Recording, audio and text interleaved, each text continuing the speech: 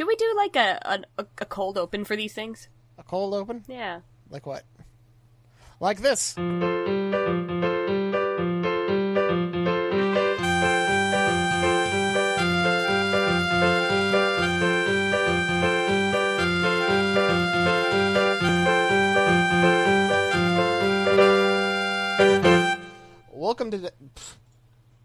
Welcome to Destination Animation, your trip around the world of cartoons and anime, stop motion and puppetry, special effects and CGI, and everything in between. It's been a while. I'm your host, Jason Knott. It's been so long. I am your host, Becca McGraw. It's been a while. And yes, it has indeed been a long time. I am your other host, Carrie Dreblow, and today we are talking about Spider-Man, Into the Spider-Verse. Like a spider ham. Yay. Okay, hey listeners, what's up? Hey, we still exist. Surprise. We Yes. do. Holidays just got crazy, people's schedules, this, that, the other thing. We're back. We're gonna try. We missed talking about Ralph Breaks the Internet. Should we touch on that super quick? Well, we will talk about it in full when the DVD comes out. Yes. We can do like a short two-sentence summary of what we thought. It's fine. It had some hot ladies in it. Yeah. Shank is awesome. I really like where they took Vanellope's character, and I really don't have much negative to say about it. Maybe like one or two things, but I won't get into them. Carrie, you made me look like a damn horny fool. Okay, so anyway, Into the Spider-Verse. So I think everyone has a little bit of history with Spider-Man. Like, I liked the Sam Raimi movies back in the day. Well, Jason's definitely our Spider-Man expert, relatively. Like, I didn't actually read any Spider-Man comics in the 90s. Despite being a nerd, comics books were never a part of my nerdery. I was always more like swords and sorcery nerdery. But in any case, I saw the Sam Raimi movies in theaters because my geek friends wanted to go, and so I went with them. I liked them, but, you know, it's not like I'm obsessed with it. And I honestly haven't seen any Spider-Man movies ever since, until I saw the trailer for this one in front of Ralph Breaks the Internet.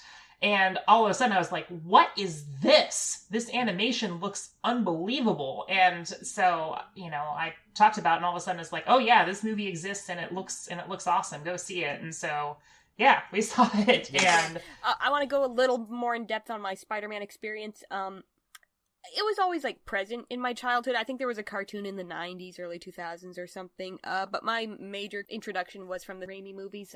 Second one was my favorite. The Spider-Man 2 PS2 game. Good stuff.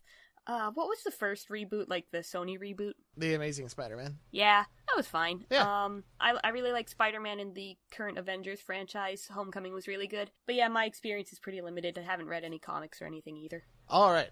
So, let's forget these two and talk about... Take it away, nerd. I also am not a huge comic book reader. Like, the only comic books I've read are the really huge ones, like, from Batman mostly. Same, yeah. But I actually do have a Spider-Man, like, essential Spider-Man collection of comics from the 70s and such that I used to read when I was a little one. And they're pretty cool. And also, I am wrapped in a Spider-Man blanket that Becca got me for Christmas. Thank you. Aw, you're welcome. And yeah, the first exposure I had to it was, again, the Sam Raimi movie in 2002, and I didn't actually see that in theaters. You were a baby. Yeah, I was a baby. I was 8 years old. I saw it on video, and I don't know if I actually rented the video game of the movie first before I saw the movie. I think I did, actually. And anyway, I loved it, and I did see Spider-Man 2 in theaters, and I love that. It's amazing that I did, because Spider-Man 2 is... When you watch it again, it's very low-key. There's only a handful of really intense set pieces, and they're really good, but most of it is about Peter and the duality of being Spider-Man and trying to have a, you know, normal life mixed with this larger than life, and it's really good, and I love it, and Spider-Man 3 is a thing.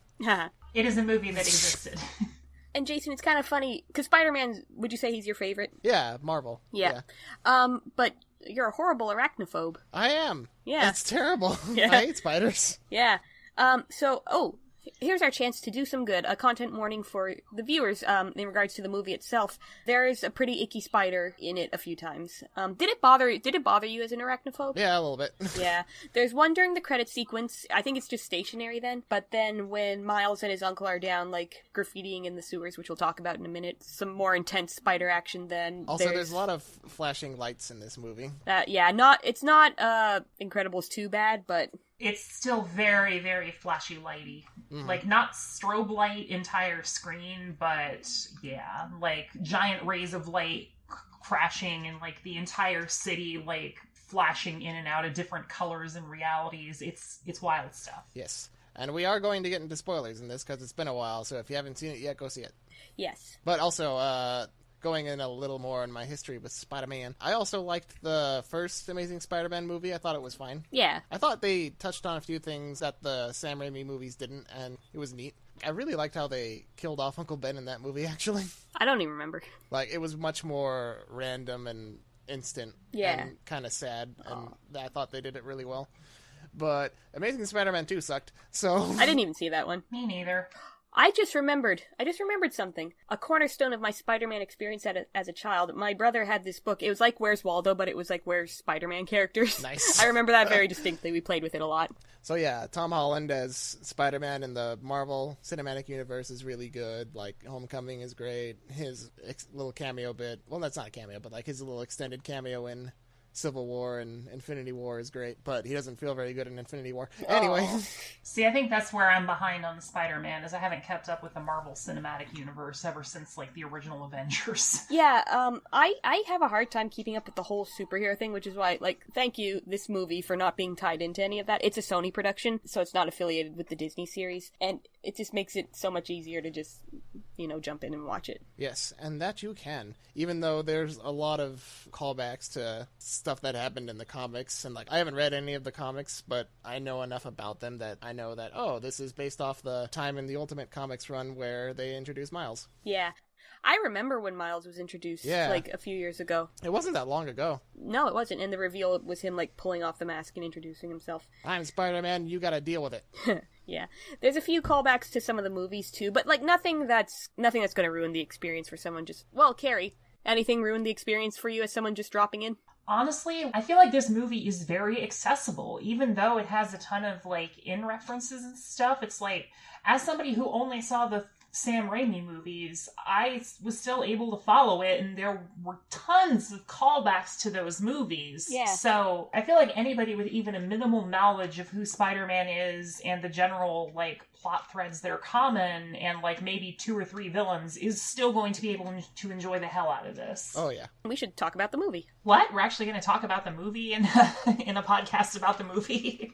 That's crazy. It's unheard of. You're talking the crazy talk. Jason, you've seen it 3 times now. You're probably going to see it a few more. So why don't you give us the plot summary? The plot is that... Oh, it's really cool what they do with it, actually. The movie opens up with Chris Pine's Spider-Man talking about his life and how he's been the only Spider-Man for about 10 years now. But then once it transitions to this kid from Brooklyn called Miles... singing a little Post Malone song. And it's like, who's this little runt? As if we don't know.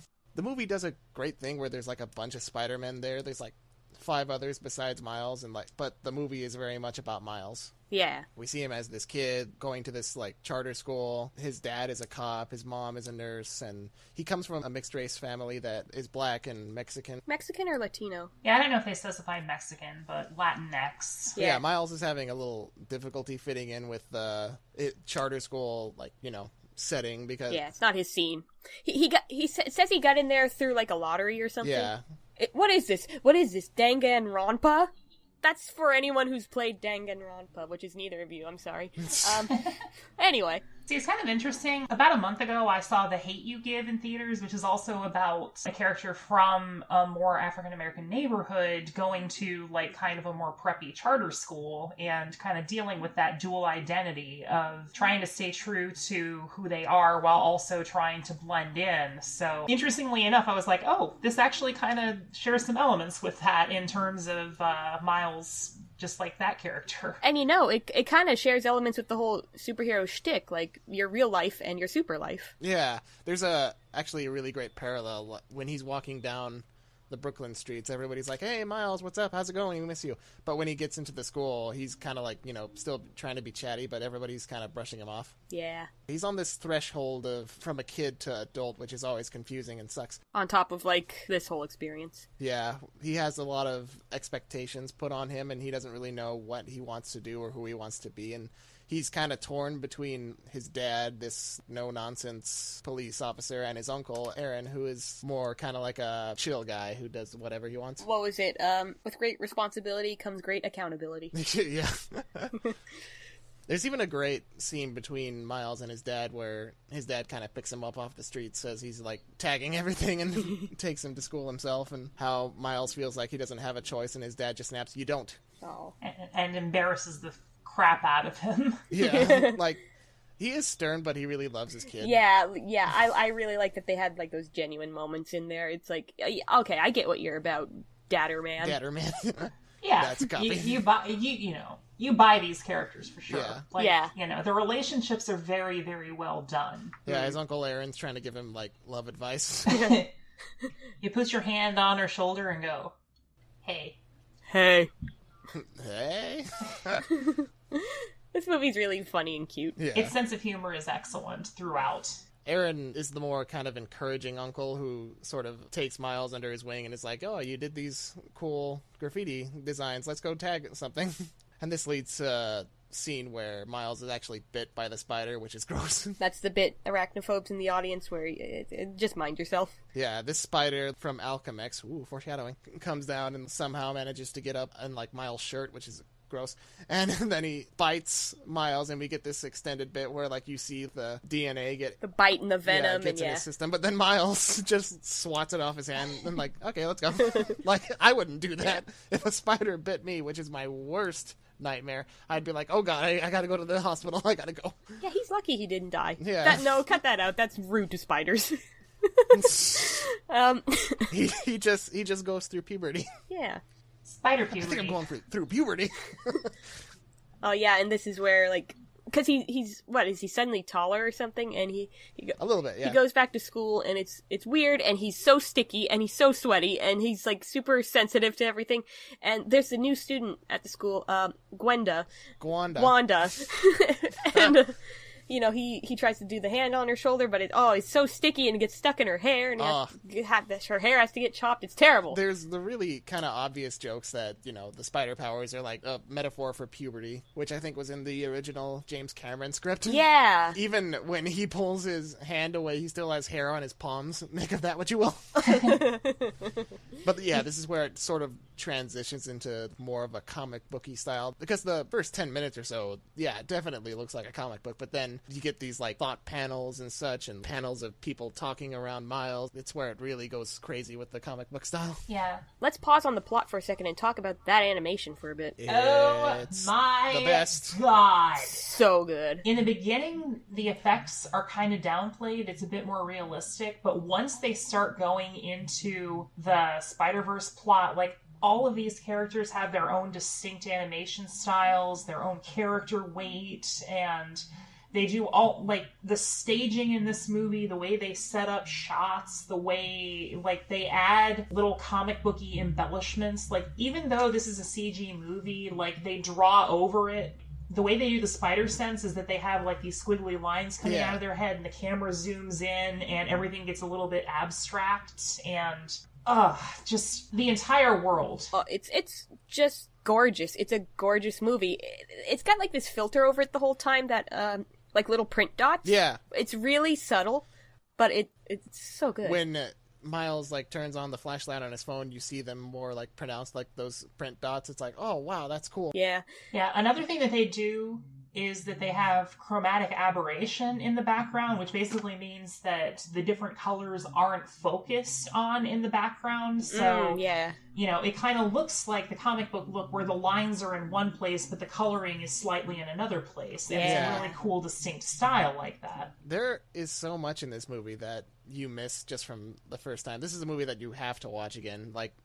the Lego movie or something like that, where you have to for get the little details. the little details and jokes you'd missed before and such. Back to, like, the draw-over thing, like, there's the occasional little onomatopoeia, like a little biff or a bat. Yeah, sometimes for, like, a couple of frames, they actually go to, like, a 2D drawing right when something... Like, in the trailer, there's the scene where, like, Miles' foot hits on a taxi cab, and just for that split second, it turns into a 2D comic book panel, just to emphasize the impact. And all of these effects are directed in a way that emphasizes the action, emphasizes the emotion. This isn't just style for style's sake. This is all for the sake of world building and getting a very particular, like, comic book sketchy feel to the world. And it's almost frustrating because no other studio would have done this. Disney wouldn't have done this. Pixar wouldn't have done this. DreamWorks, no, they wouldn't have done it. Sony. I know! Like, of all studios. Where did this come from? Like, is this really Sony Pictures Animation? Like, Ice Age Sony? To be fair... Oh wait, no, that's Blue Sky, I'm sorry. Nah, see, Sony did Hotel Transylvania, which is another one that was, that sounded really snooty of me, I'm sorry.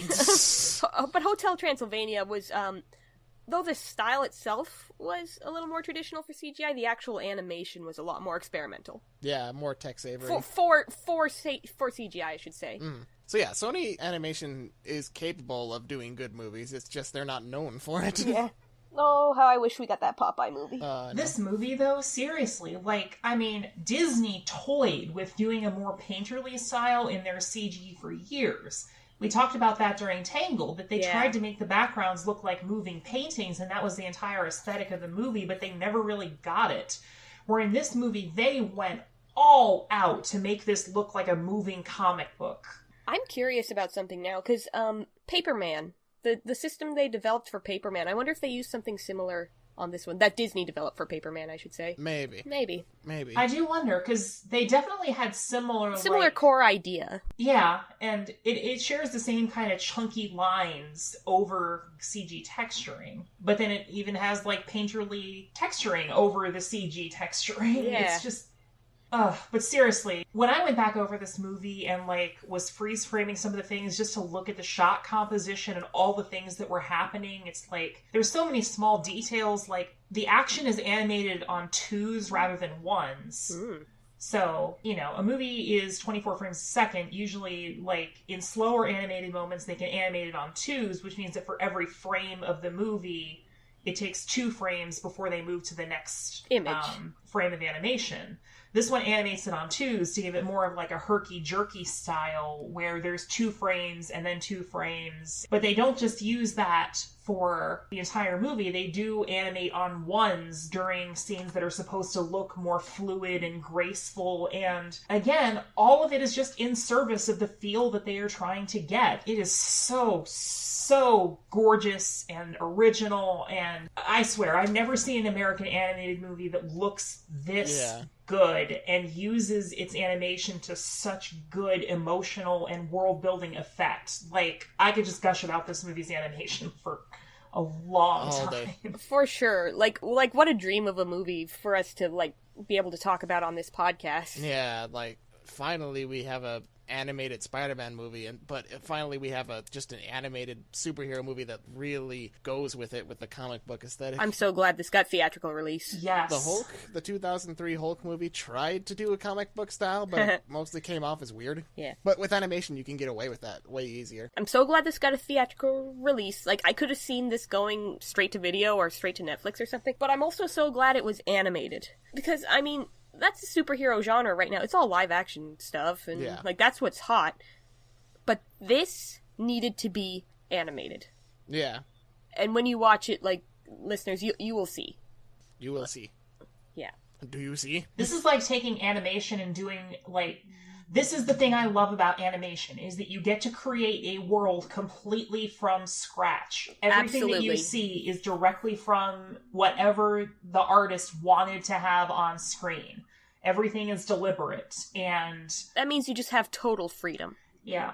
You're not restrained by reality at all. It's just such a tragedy that a lot of times animation is restricted to this hyper-realistic kind of style that people have been doing, where, like, the characters are kind of caricatured, but the world is very, like, photorealistic. Where this one, again, it just really goes out there with the style. I love it. Yeah, and this leads into the bit where Miles goes back to where he got bit by the spider, and turns out there's another tunnel that leads into this strange factory where Kingpin is working on this thing called a super collider that can open portals to other dimensions.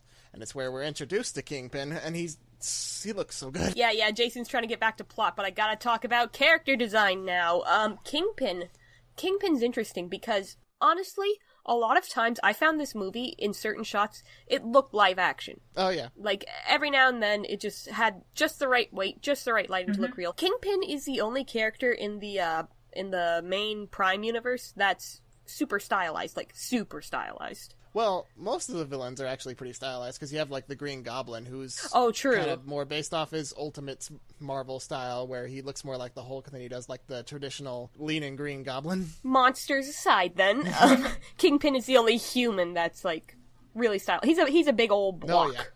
But it fits the He's character. huge. It really He's does. like this giant black canvas of a suit with this little head in the middle, and just, cool It's style. So good. Like, all the villains have really cool designs and such. Like, you see Scorpion later on, and, like, his entire bottom half is just replaced by little machine robot legs. Who's that blue guy who hangs out with Kingpin? Tombstone. Tombstone is in this movie. I knew that. Who else? Oh, Prowler. Prowler's Prowler, badass. yes. Yeah, which the cool animation style they do with that is like they actually have there's light that comes out of the costume, and when like there's a swipe, like it drags almost like in your field of vision when you have a really bright light, you can kind of see the tail behind the light. Cool stuff. And, like, the soundtrack for Prowler, there's, like, a almost engine revving mixed with, like, a panther howl. It's great. Yeah. It's so distinct. And this is where Miles meets his universe's Peter Parker. Yes, in the Super Collider room. Yes. So Kingpin is up to something, and Peter tries to stop it, but it does eventually get stopped, but not for long. Oh, breaks for a second. Listeners, this is where spoilers start, because something happens here that from the trailers you might not realize would have happened. Oh, yeah. Yeah, they do actually do a pretty good job hiding it, because, like, I didn't even really know that it would be that, you know? Yeah. I thought that Peter was, like, already dead. Spoilers. Yeah. I didn't realize there was going to be a dead Peter at all. I thought, like, maybe it was they were in the same world and, like, Spider-Man was just retired or something. But I didn't realize what happens, listeners, is that this universe's Peter Parker is killed by Kingpin. Yeah. This is all a complete surprise to me because I don't know any of these plot details. Yeah, this is a pretty famous or infamous bit from the Ultimate Comics line where Peter does die, and that's how he's replaced by Miles. Yeah, I didn't know that. Just from the trailers alone, I thought it was just like an old washed-out Spider-Man teaching a new boy. Didn't realize that the universe shenanigans extended to this. Yeah, you thought it was like Batman what's the name? Like Batman Begins? No, not Batman Begins. Like there was this TV show. Batman Returns? No. There was a TV show where there was like Taron McGinnis. Oh, Batman Beyond. Batman Beyond. That was a great show. Anyway, this is where Peter more or less passes the torch on to Miles because of his powers. Like, you have to take this goober. This USB stick. Yeah, this USB stick goober, and put it up there and stop the collider. And this is where Kingpin kills him, and Miles barely manages to escape the Prowler. And it's where he has to step up because it goes on the news that Spider-Man is dead, and there's this long, really sad scene. Yeah. Where everybody reacts to the news, and everybody's wearing Spider-Man costumes bought from Stan the Man. Is that his last film role, or is he going to be in the next Avengers? Oh, he's probably got more filmed. True, yeah. Infinity War Part 2, and, well, it's actually Endgame now. Ooh, Captain Marvel, maybe. Yeah, for sure. I'm sure he'll still be showing up in cameos for years to come. Yeah. They do have a nice dedication to him, like, before the credits in this one, though. And Steve Ditko. Yes. Credit where it's due. But Stan Lee's cameo in this is really good because it just opens with him saying, "I'm gonna miss him," and it's like, "Oh, Stan, Aww. I'm crying right now." Aww. Oh, it's so good though. Yeah. And this is where Mary Jane at Peter's funeral gives this eulogy that Peter always said that he just got lucky and anybody could be Spider-Man. And everyone's counting on you, and Miles like, they're all counting on me. The one guy. Yeah. I don't think he meant you specifically. A bit of levity in the sad scene. We should say this movie has a fantastic sense of humor. Yeah. It kind of has a wink to everything, but at the same time, it's not like a cynical wink. It's just Right. like, you know. That's definitely true a little bit later when Miles accidentally destroys the USB device and goes to Peter's grave. It's like, I don't know what to do, but then he meets alternate universe Peter. Peter B. Parker. Yes. And there's a great thing how they introduce all the Spider-Men in this. How it's like, all right, let's go over this one last time. Spider people. Yes, spider people. Yeah. Every time a new one is introduced, they get the same kind of intro at the beginning of the movie that the first Spider-Man did, where it's just kind of a quick summary of their backstory and stuff. No, we don't have to hear about Uncle Ben for the fourth time. Mm-hmm. Yeah, it's like, I'm Peter Parker, blah, blah, blah, blah, blah, blah. I'm Peter Porker, and Watashi wa Penny Parker desu. Oh, nice. But yeah, this Peter Parker, he's definitely more the mainstream Marvel Peter Parker version. Yeah, and like I was saying, he's kind of washed up, he's kind of chubby, he's kind of rough around the edges. He's been Spider-Man for like 20 years or so. Yeah. I enjoyed watching this version of Peter Parker. Yeah. It was such a unique take to see a character in a superhero, like, so much of superhero movies is about power fantasy, so we don't see a lot about, characters who are later in life and made mistakes and getting a divorce. Aww. He and MJ broke up and he's just sad, crying in the shower in costume. So sad and funny. Doing emotional eating. Relatable. Yeah, there is a great character arc for Peter B. Parker in this, along with Miles. He has to sort of relearn that, with great power comes great responsibility. Like, when Miles throws that at him, he's like, don't say that, I am so tired of hearing that.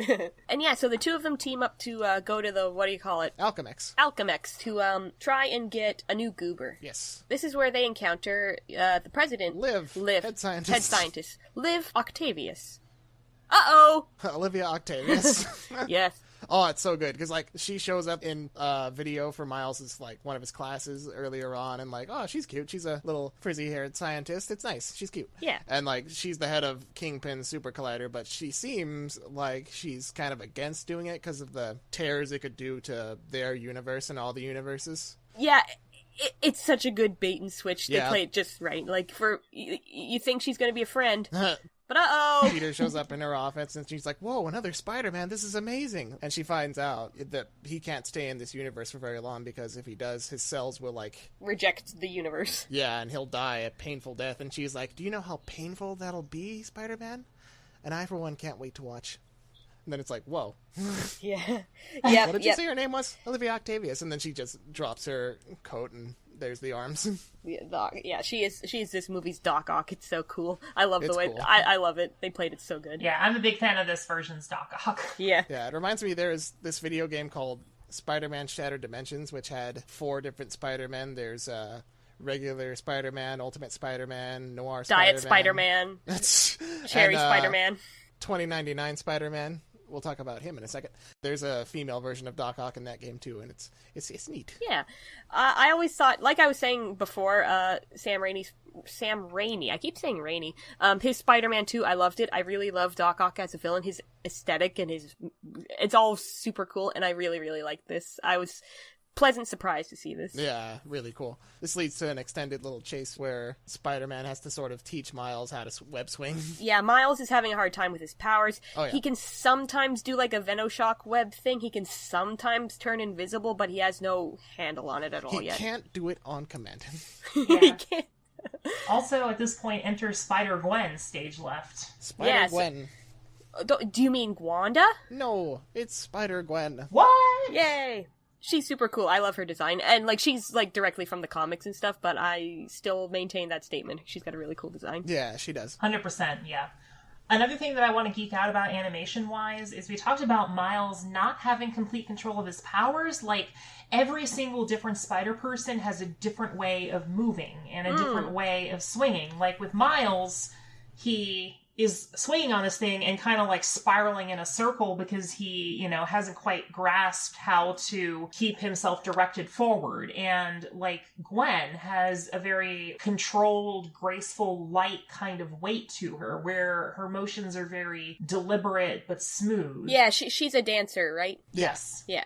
And old Peter Parker, he's kind of like a skateboarder, and where you can see that he's in control of his motions, and he even has a little the extra mental space where he's done this for so long that he can throw in some flair, leg kicks, and just the equivalent of a board grab that a skateboarder would do while he's swinging through. It's just so cool. Yeah. They really emphasize their characters through the weight and the motion and again, just using the medium of animation to absolutely great effect to emphasize the characters. That's such a fun thing with animation too. I remember there's an animation test for Big Hero 6 floating around on YouTube out there where they literally took all members of the team and just animated them walking into the restaurant where Hero lives and sitting down in a chair and the different ways they carry themselves and would sit down in that chair.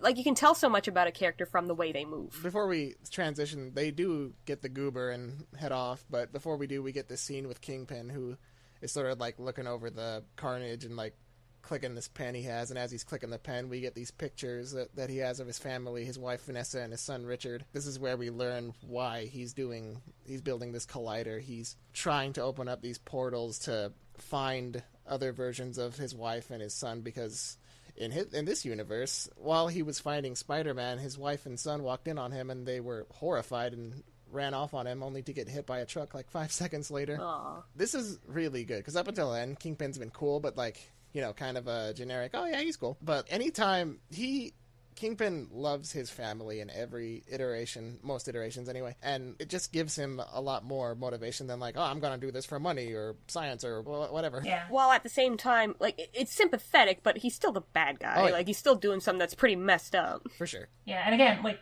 as somebody who had no idea that Kingpin was a Spider-Man villain before this, like, I'd never even heard of him before, totally followed this. Yeah. And, you know, even though it's condensed, you understand his motivation, and they do a very good job of the character details, where he's, like, nervously clicking the pen. You can tell through those, like, little unconscious nervous gestures that, you know, how he's feeling inside. You follow the emotion very well. Animation is so cool. Yeah.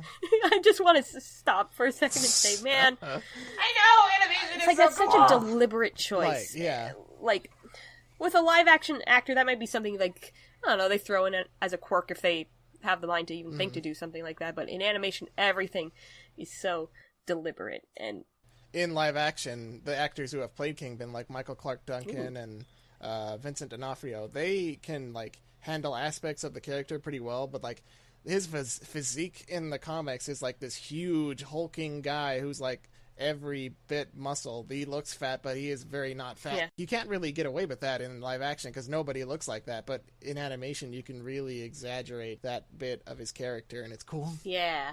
Yeah, that is what the medium of animation allows you to do, is exaggerate things. Like, not even necessarily comic exaggeration, but just like dramatic exaggeration. Yeah. Oh, and speaking of emotion, they end up taking the goober to Aunt May's house because they figure that Peter probably had like a lab or something where he made it.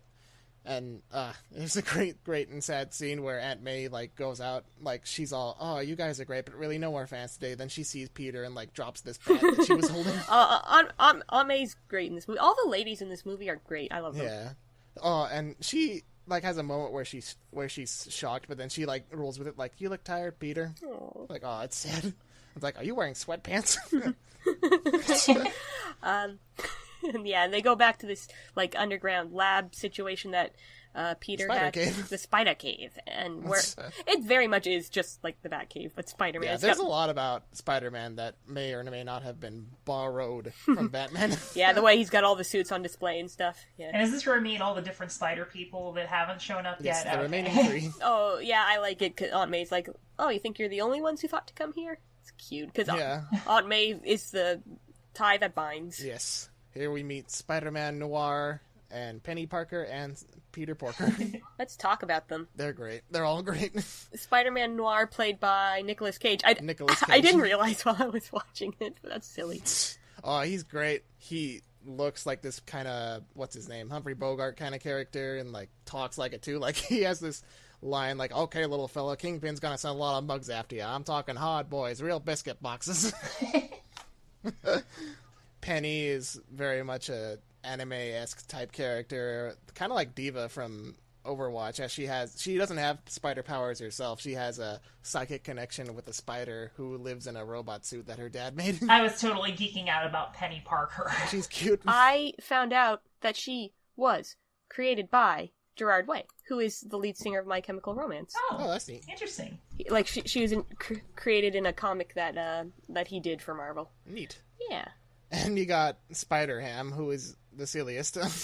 of all the Spider-Men. Yeah, voiced by John Mulaney, my favorite comedian. He is great. He was born for this part. Yeah, basically asked the question of what if Daffy Duck in a pig's body was a spider person? Like, he was bit by a radioactive pig. He was a cartoon spider in his universe, and he was bit by a pig. What? I didn't catch that. Like in the movie. They're all giving their explanations. Like, Noir is like, I was bitten by a radioactive spider, and Penny's like, I have a psychic connection with the spider in my robot suit, and then Spider-Ham's like, I was bitten by a radioactive pig. I didn't catch that. Yeah, it's a little hard to. It's like easy to miss. It goes pretty quickly when they're all introducing themselves. That's silly. It is silly. It's great. I said that really loud. I'm sorry. Yeah, Spider-Ham's supposed to be like just kind of a parody of. Well, I think in the comics, is that correct? That he's like just kind of a parody of the seriousness of superhero movies, and he's just like. Apparently, like, if a Looney Tunes character. And you know what? I was looking, like, through all the Spider-Ham lore recently for some reason. It's not just the Spider-Man universe. There's, like, Captain Americat and Hulk Bunny, who's just the Hulk but a rabbit. Yeah. It's great. Let's see, Doctor Doom, King Pig. Nice. Swinister 6. That's great. This is dumb.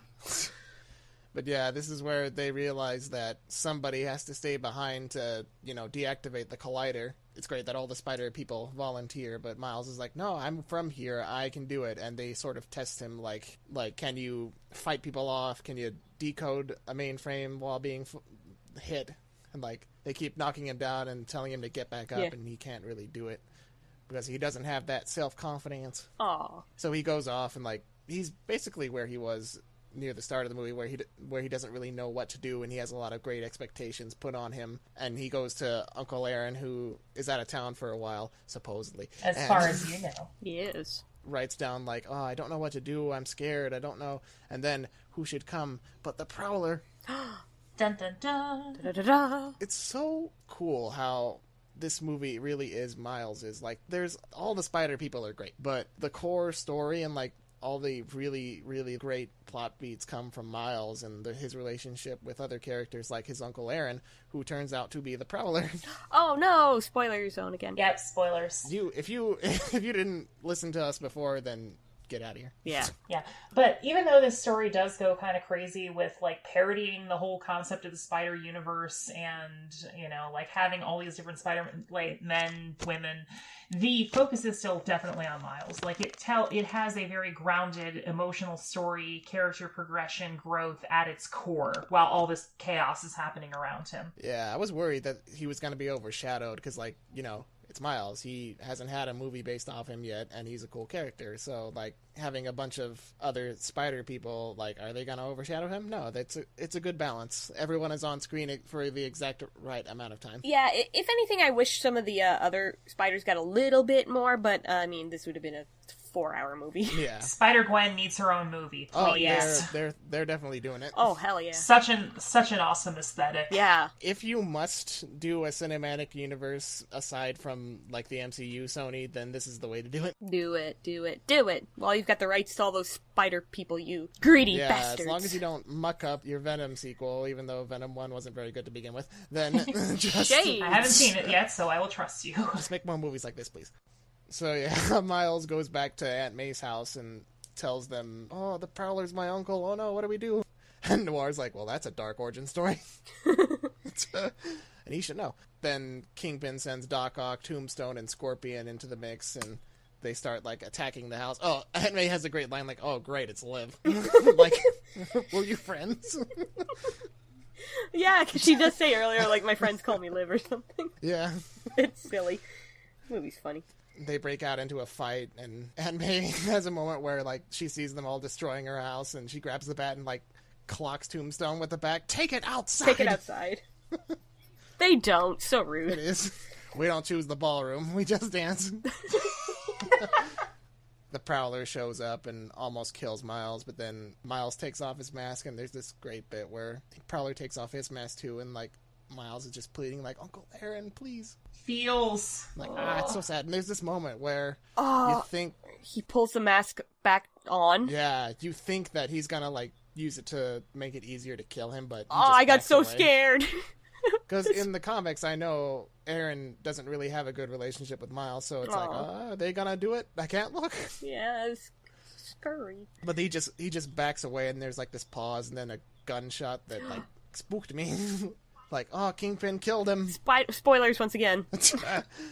Yeah, this movie is one of those rare PG movies that actually is PG. Yeah. I see that.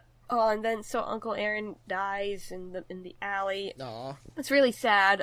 Miles' dad stumbles across the scene and thinks Spider-Man had something to do with it. I cried. Big surprise. Oh yeah, it's so sad. Like, all of that. Oh, and then like his dad like goes to his dorm room later. Yeah, but before that, I'm jumping ahead. Yeah. Yeah, before that, a superhero movie made me cry. he does go back to his dorm room, Miles, and is sad. And the other Spider people come to comfort him and tell them that they've all lost people too. Like for Peter B and Noir, they say it was their Uncle Ben, and Gwen says it was her friend Peter and Penny's dad. And even Spider-Ham has a really poignant line where he's all, "That's the hard part about this job, Miles. You can't save everyone." They get it. The people understand what makes Spider-Man such a great character, and the almost tragedy of how you really can't save everyone, even though he wants to, and he beats himself up for it. I think this is the point where they decide Miles isn't going to be able to help them. Yeah, they make that tough call. Peter does, Peter B, where he makes the tough call that he has to stay behind and Miles can't help because he's not ready. Like, it's so good. It's so sad. They web him to a chair, and this is the part where, like, his dad comes to the dorm room at the school and, like, knocks on the door. Miles doesn't answer, and he, like, gives his... I don't think he tells him directly that Uncle Aaron's passed away, just that something happened. Yeah, he's trying to say that he sees a spark in Miles, and that's why he pushes him so hard, and he knows he's gonna do some great things, and it's basically you can do it, be Spider-Man, but indirectly. Yeah. So Miles is able to control his Venom strike to break free of the webs, which probably would have dissolved soon anyway, because they tend to dissolve after an hour. Mr. Spider lore over here. Well, just based off, like, a throwaway description in the animated show. Wouldn't that be weird if, like, there was just spider webs all over New York? Yeah. It's just part of the aesthetic. Like, oh, what are these webs? Oh, Spider-Man. Spider-Man was here. Spider-Man. Man, these are old he webs. Got web on my window. That darn Spider-Man, he's a menace to society. He's wrecking I people's... want photos. Yeah. Photos of Spider-Man. Oh, shoot, that's the one thing that wasn't in this movie. No Jonah Jameson. Yeah. Well, there was a Jonah Jameson, but we can get to that. Miles finds the confidence. He goes back to Aunt May's house, and she knew that he'd be there, and he takes one of Peter's the Peter of his universe's old costumes and spray paints it to be all black and white and red. So cool. So cool. Cool aesthetic. Again, I'm all about that aesthetic. Honestly, all the aesthetics in this movie. I like Spider-Gwen's aesthetic. I like Penny Parker's aesthetic. Spider-Noir has such a cool aesthetic. Miles has a cool aesthetic. Everyone looks so cool. No one's cooler than Spider-Ham, though. Miles is gonna go after the team who are already at Fisk Tower and gonna infiltrate this, like, really, really, like, underhanded celebration of Spider-Man. Like, you killed him, yes. I think MJ, of all people, would know that Fisk tries to play it off like, oh, Spider-Man was a good friend of mine. But MJ was married to this Peter, and she probably knew that he was the Kingpin. Yeah. So that sucks. Yeah, keep up appearances, maybe. So, but it's funny, the Spider people are able to, well, at least Noir, Spider-Gwen, and Peter are able to, like, sneak in because the waiters are dressed up as Spider-Man. Peter runs into this universe's MJ, and he has this moment where he's all, tongue-tied, and she's like, can we get some bread for table 16? And like, I'm so sorry, I wasn't there to give you the bread that you needed. Peter's whole arc, or the whole reason he and MJ broke up, was because she wanted kids, and he didn't think that he was ready for that. Yeah. So he's like, I want to fill this room with bread for you. It's a little funny moment before they move on to the Collider. Yeah. The final battle. The final explosion of color and creativity, and the whole city going crazy. When they turn on that collider, like, the universes start collapsing on top of each other. Buildings are poking out, and there's buses and cars flying everywhere. Huge, like, cassette tapes. It's awesome. Yeah. Miles comes back. It's such a good climax. If this movie were made, like, 12 years ago, this would be a great video game. Oh, yeah. Like, It's cool. It's hard to describe the climax. It's a lot going on. A lot. It's so cool, though. Yeah. It's so cool. There's great visual gags. There's emotional high points, like when Scorpion destroys the the spider mecha that Penny has and her Aww. father built, and it's sad. It's so sad. Peter Porker dropping a, like, what is that? Anvil. Anvil on him. Is it? Yeah, it's before this, actually, when he's tied up. It's like, oh, no. It's like at the end of this, before Spider-Ham goes back to his universe. Like, take this mallet. It'll fit in your pocket. Yeah. Gwen, Miles, and Peter are all fighting Doc Ock, and, like, there's a moment where she's like, all right, guys, this is gonna be tough, and then Doc Ock charges them, and, like, a truck runs her over, like, or maybe not. Yeah. This, by the way, was written and directed by the people who did 21 Jump Street, so, yeah. Predictably, the sense of humor through the roof. Yeah. I like that movie. Neat. Yes, and finally they're able to get up to the USB port and put the goober in, and they all get to go home, and there's this great moment where Penny's like, at least we know we're not alone. Aww. I'm like, it's so good. Feels. So many feels. This is a superhero movie. I'm not supposed to have this many feels. You'd be surprised. And yeah, remember, listeners, Carrie's not caught up on the Avengers universe. Carrie doesn't know why Spider-Man does not feel so good. Don't spoil me. Don't spoil me. Don't spoil me. Wouldn't dare. I'll watch it eventually. So yeah, they all get to go back home, and they all say their goodbyes, and Noir has this moment where he just says, I love you all, and it's like, Oh. Everybody gets a character arc. Everyone. Yay. And they're good character arcs. It's so good. He takes the Rubik's Cube back with him, because he doesn't understand color. That there's this moment where Kingpin, like, is all, you're not going anywhere. That's my Liev Schreiber impression. And Peter, at first, is like, I gotta fight Kingpin, and Miles is like, no, go home. They have this moment where Peter's like, but he's almost scared to go back because he doesn't want to mess it up, and he's like, but how do I know I won't mess it up again? And Miles is like, you won't. It's a leap of faith. Yeah. Oh yeah, that was a theme through the movie, wasn't it? Yes. Yay! Character progression. Peter told him that he won't know when he's ready to be Spider-Man because it's a leap of faith. Aww. I was actually really kind of worried that they wouldn't have this moment with Kingpin because the climax seemed to be wrapping up. Yeah. But then everybody goes home except for Miles, and he has to face Kingpin by himself. Yeah. Like, it's a really cool battle. Like, they get into this train and that goes through, like, the Collider universe portal, and all the Vanessas and little Richard see Kingpin, and like, it's sad. Oh, it's pretty rough. That's the thing with Kingpin. Like, he doesn't realize that it's him that drove his family away. Yeah. He's too wrapped up in his, like, own mafia crime world, or magia, if you will. They apparently didn't want to use the mafia in Marvel because the mafia owned it's complicated. The mafia owned a bit of comic books distribution back in the day for some reason, so they made up the magia. I don't know. That's a whole other thing, listeners. But yeah, there's, like, Kingpin is obviously way tougher than Miles. Yeah. Kingpin was able to kill this universe's Peter Parker with just his fists, one huge blow to the chest. He pretty easily dusts Miles. His dad shows up and, like, sees Peter fighting Kingpin, and not Peter. He sees Spider-Man fighting Kingpin. There's a lot of names to keep up with. Finally, he believes in Spider-Man and, like, gives him encouragement, and it's beautiful. Yeah, and by the way, in relation to the number of characters, there are a ton of characters in this movie. A lot of whom are named Peter. But again, as somebody who is not very familiar with the Spider-Man universe, I was able to follow it just fine. Yeah, so. It's not overcrowded. No, it's not. Miles is able to use his Uncle Aaron's shoulder touch technique to take down Kingpin. Do you know about the shoulder touch? What? Hey, uses the Venom Strike against Kingpin. It's a great climax. So he defeats Kingpin, and it's cool.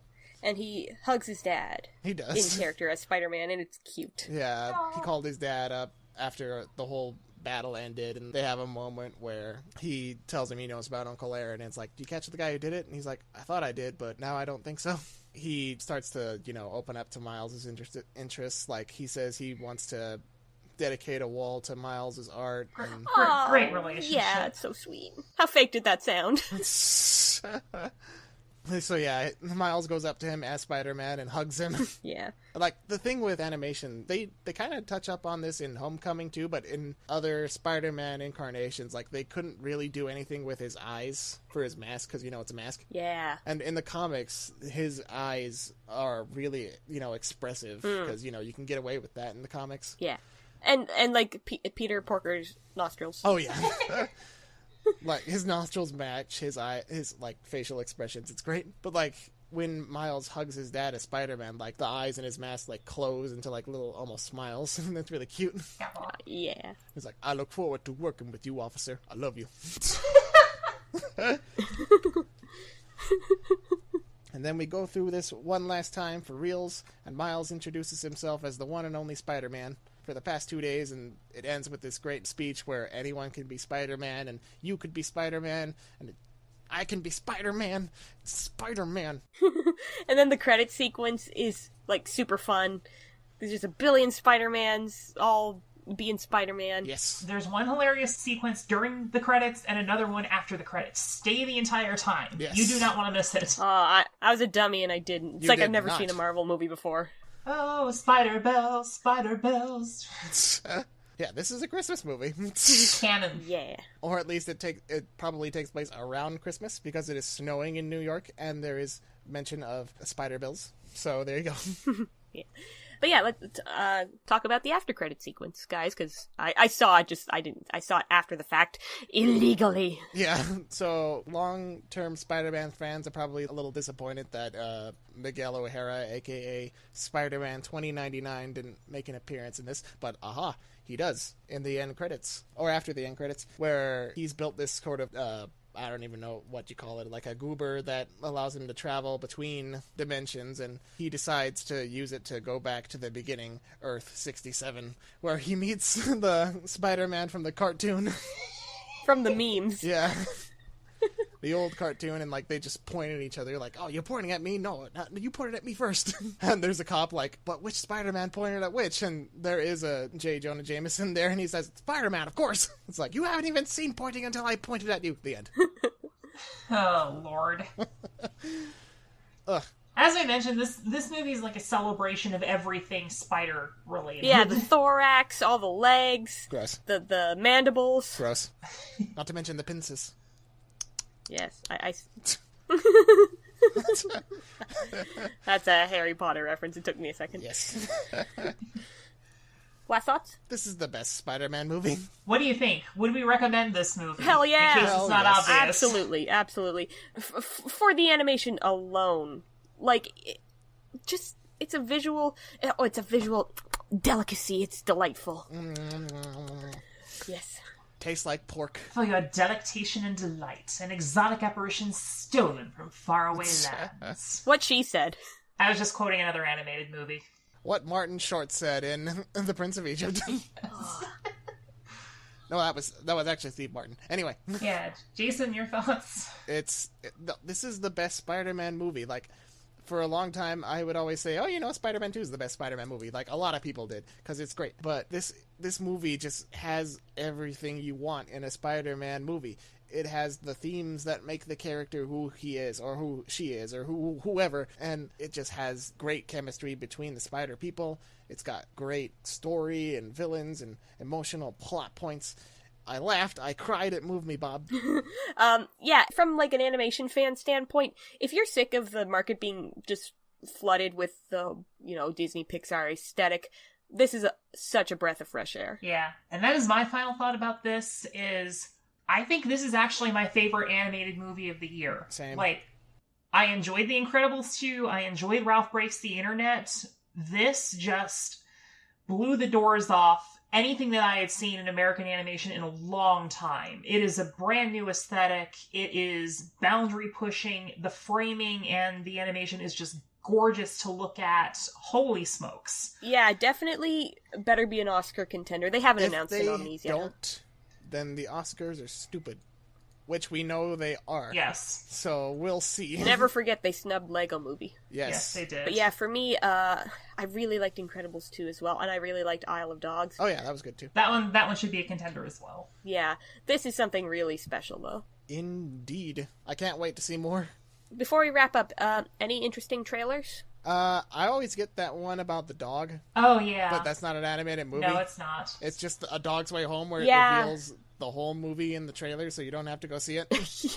Yeah. So thanks for that. You saved me an hour. Another contender for does the dog die in the end? Hopefully not. They better not. The rumor come out. Does dog have friend CGI Puma? Oh my god, the CGI was so bad. Hey, we talk about special effects too, so we can talk about this. What the heck was that Puma? That mountain lion was terrible. Puma, mountain lion, I don't know what it was. Panther shirt, Puma shirt. Well, whatever. Mountain lions are just big kitties. Yeah. Fun fact, mountain lions are the largest cats that purr. It's true.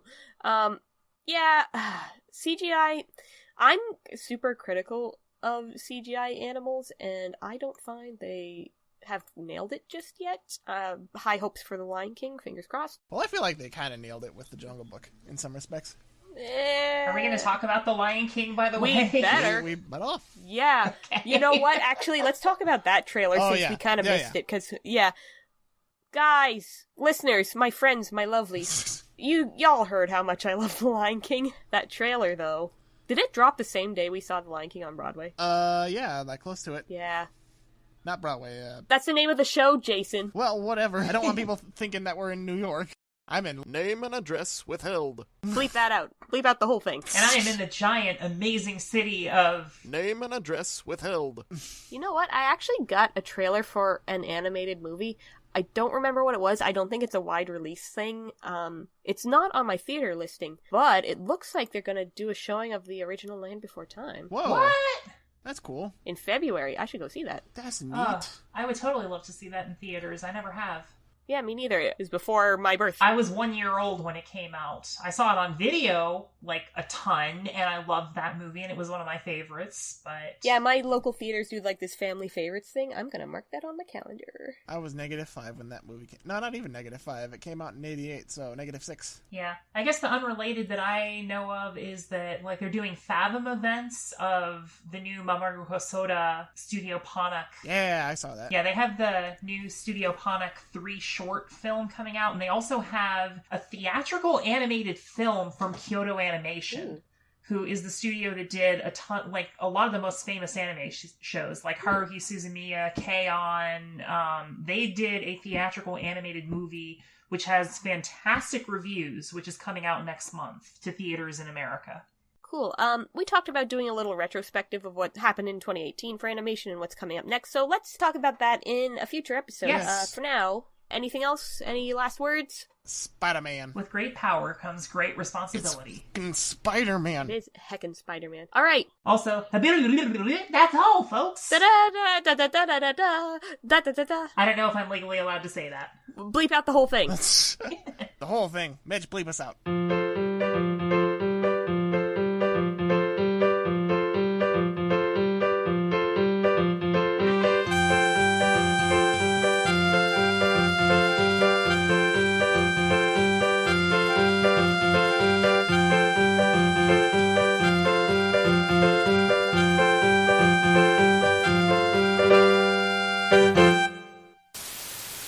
Welcome to Destination Animation, your trip around the world of cartoons and anime, stop motion and puppetry, special effects and CGI, and everything in between.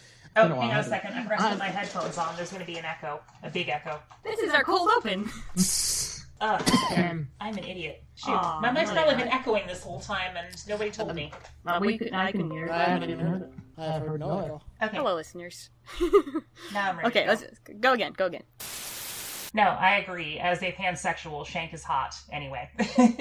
As a horny bisexual, Shank can shank me anytime. As a straight man, Ralph is daddy. Okay, moving on. Anyway, Ralph, daddy. No. Okay. No. Daddy. That's definitely No. Speaking of Sony, we certainly didn't mention the Emoji Movie when we were bagging on them. Oh, God. Yeah. Was that on purpose? Anyway. Let's just pretend that movie doesn't exist, please. Until we watch it for the podcast. No! Anything but that. I actually had to see it in theaters. Well, I didn't actually. I did it myself. And I hate myself. I didn't. I haven't seen it yet. Jason, you poor tortured soul. Are you okay? I'm okay. Such torture, much pain. I can't use emojis anymore, but I'm okay.